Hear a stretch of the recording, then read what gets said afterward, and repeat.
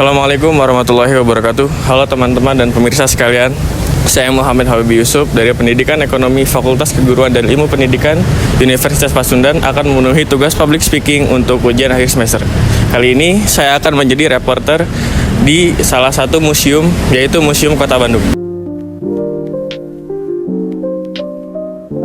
Baik pemirsa, saat ini saya sedang berada di Museum Kota Bandung, di mana salah satu destinasi wisata sejarah yang sangat penting dan bernilai edukatif di Provinsi Jawa Barat, terkhusus di Kota Bandung.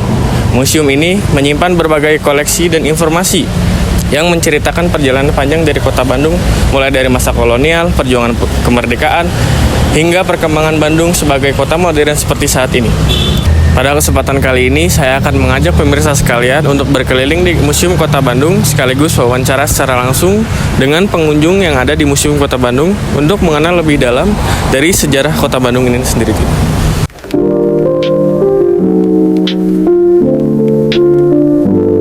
Baik pemirsa, saat ini saya sedang berada di dalam Museum Kota Bandung. Museum Kota Bandung ini terletak di kawasan strategis pusat kota, sehingga mudah diakses oleh masyarakat maupun wisatawan. Bangunan museum ini memiliki nuansa klasik yang mencerminkan sejarah panjang dari perjalanan Kota Bandung itu sendiri. Museum Kota Bandung tidak hanya menjadi tempat wisata, tetapi juga berfungsi sebagai sarana edukasi bagi pelajar, mahasiswa, maupun masyarakat untuk mengenal dan mencintai sejarah daerahnya. Di sini saya akan mulai dari Bandung, awal mula Bandung dari tahun 1641, yaitu Kabupaten Bandung berdiri oleh Sultan Agung membagi bekas daerah kekuasaan di Pati Ukur kepada 3 umbul atau pimpinan lokal. Selanjutnya dari tahun 1794 oleh Wiranata Kusuma II merupakan Bupati Kabupaten yang ke-6. Selanjutnya ada tahun 1810 berkembang di masyarakat ketika Daendels meresmikan jembatan yang melintas di Cikapundung. Selanjutnya dari 1810 bertepatan di tanggal 25 Mei, yaitu Daendels meminta Bupati Bandung dan para Kan Muncang memindahkan ibu kota. Lalu pada tahun 1810 juga ini membangun pendopo dan Masjid Agung di alun-alun, terbentuk bangunan panggung tradisional yang sederhana. Selanjutnya pada tahun 1819 yaitu Andries de Wilde mengajukan Sarah memindahkan ibu kota ke Residenan Priangan. Selanjutnya 1825 pembuatan Plan de Négociation Bandung oleh RAA Wiranata Kusuma II. Selanjutnya pada tahun 1829 Wiranata Kusuma III menjadi Bupati Bandung. Selanjutnya pada tahun 1846 Wiranata Kusuma IV menjadi Bupati Bandung, dan pada tahun 1956 wacana perpindahan tempat kedudukan Residen Priangan dari Cianjur ke Bandung oleh Gubernur Jenderal Ferdinand Pahud. Selanjutnya 1864 ini Besluit berpindah ibu kota ke residenan dari Cianjur ke Bandung. Baik, di sini untuk Bandung European de Trepon atau Bandung menjadi ibu kota keresidenan. Kita mulai dari tahun 1864. Pada tahun 1864 ini Bandung menjadi ibu kota keresidenan Priangan. Dan pada tahun 1867 kediaman keresidenan rampung dibangun oleh kompaknya masyarakat untuk membangun kediaman dari residen Priangan. Nah, di sini pada tahun 1870 dikeluarkannya Undang-Undang Agraria. Lewat Undang-Undang Agraria tahun 1870 ini, para penguasa swasta diberi jalan untuk membuka perkebunan di Priangan yang terbukti memberi banyak andil bagi pembangunan sosial dan ekonomi.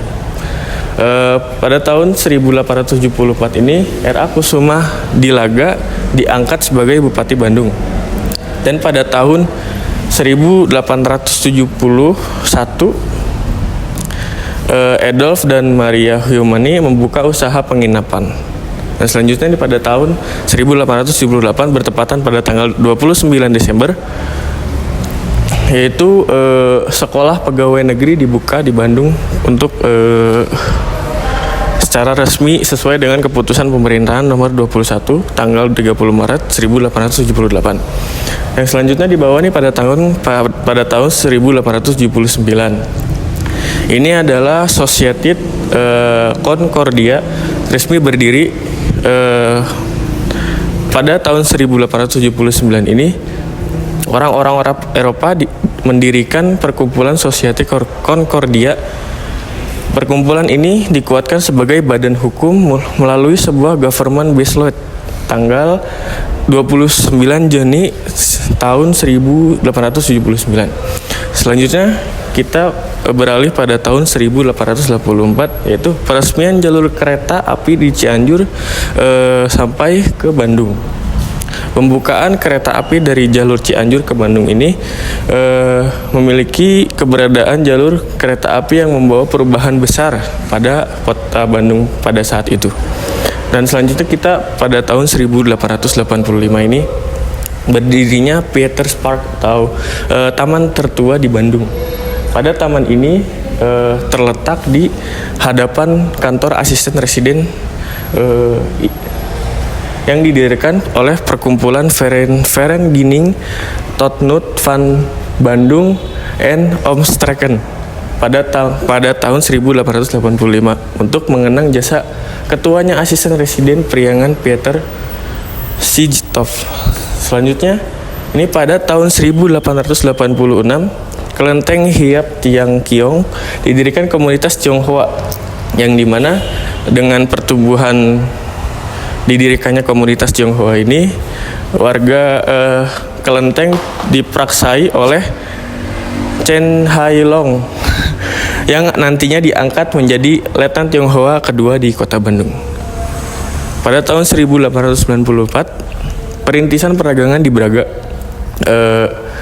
ini membuka salah satu perintisan perdagangan di Braga ini yaitu membuka toko pembuatan senjata di Peda Tiweg yang artinya menjadi Bragaweg. Ia merupakan perintis perdagangan di kawasan Braga yang nantinya dikenal sebagai De Mes Europeeske Winkelstraat van die atau jalan pertokongan paling bernuansa Eropa di seluruh Hindia Belanda. Selanjutnya pada tahun 1895 ini gedung baru untuk Societe Concordia yaitu setelah anggota perkumpulan Societe Concordia semakin meningkat, mereka bisa membeli bangunan baru untuk dijadikan markas di ujung persimpangan Peda Tiweg dan Grote Postweg dari seorang Tionghoa. Sekarang bangunan ini itu menjadi Gedung Merdeka dan itu dari tahun 1864 sampai dengan tahun 1895 yaitu Bandung European de Triomphe.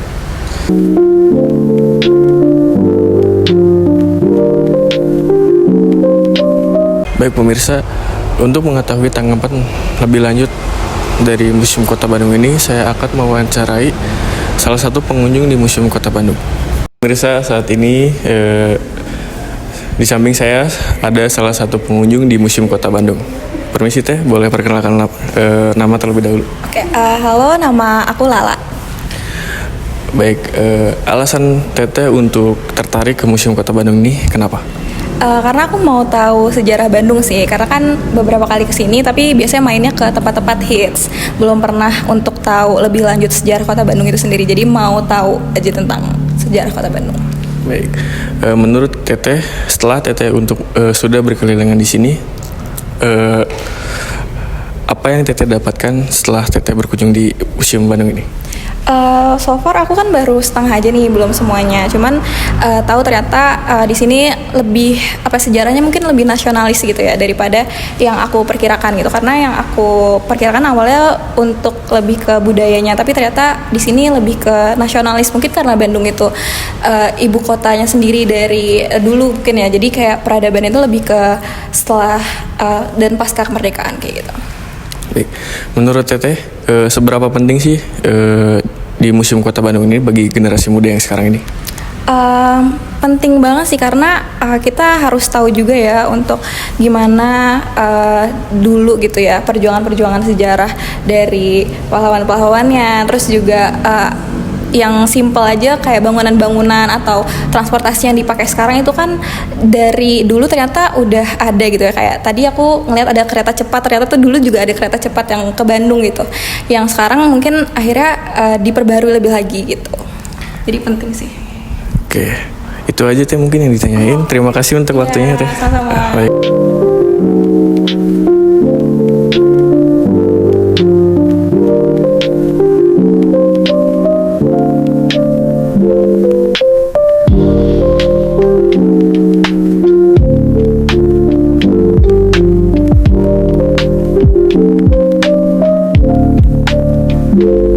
Baik pemirsa, setelah kita berkeliling di Museum Kota Bandung ini, dapat kita simpulkan bahwa Museum Kota Bandung ini sangatlah penting bagi masyarakat Bandung agar dapat mengenal dan mengetahui dari sejarah-sejarah Kota Bandung mulai dari didirikannya sampai dengan modern seperti saat ini. Itu saja yang bisa saya sampaikan. Saya Muhammad Abi Yusuf, pamit undur diri. Wassalamualaikum warahmatullahi wabarakatuh.